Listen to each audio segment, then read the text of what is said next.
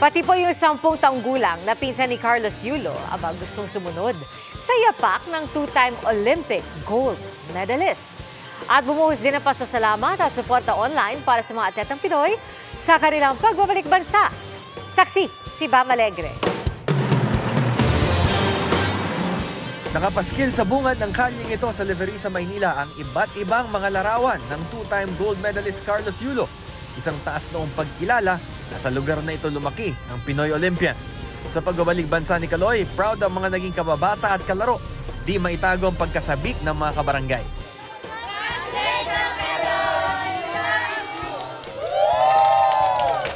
Hindi ako masabi, nakuha niya na eh. Naalala pa ni Felix Escobar kung paano noon nagsimula ang premyadong gymnast. Umalis pa yan. Nag-aaral yan sa Aurora. Tapos, kinuha nung lolo niya si Boy.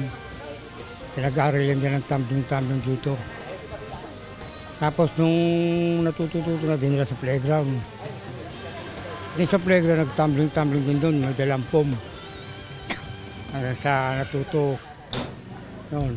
Tapos dinala sa Rizal Memorial. Mga munting yapak na naisundan ng kanyang 10 taong gulang na pinsan na si Francis. Proud po ako sa kanya. Gusto ko din po maging katulad niya. Nang makarating sa Maynila si Carlos, nakatutok sa live stream ng GMA Integrated News ang kapitbahay niyang si Leng. Masayang-masaya. Siyempre, exciting na makita siya. Si Kaloy matyaga talaga.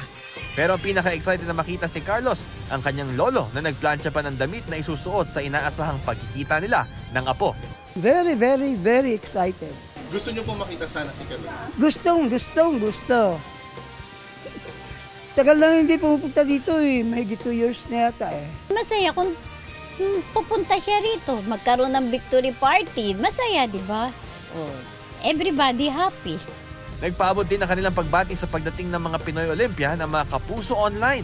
Kabilang dyan ang mga mensahe ng pasasalamat sa buong pusong pagsabak nila sa Olympics bilang kinatawan ng Pilipinas. "You are all champions," sabi ng isang netizen at nagpahayag siya ng pasasalamat sa hard work at dedication ng mga atleta. Ang isa naman nagpasalamat pati sa mga coach at crew.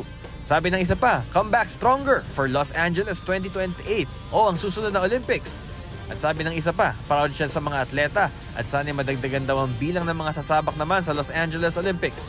Sana'y mabigyan din daw ng sapat na budget ang mga atleta sa bansa. Para sa GMA Integrated News, Bam Alegre, ang inyong saksi.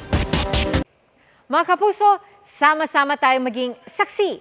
Mag-subscribe sa GMA Integrated News sa YouTube at para sa mga kapuso abroad, samahan niyo kami sa GMA Pinoy TV at sa www.gmanews.tv.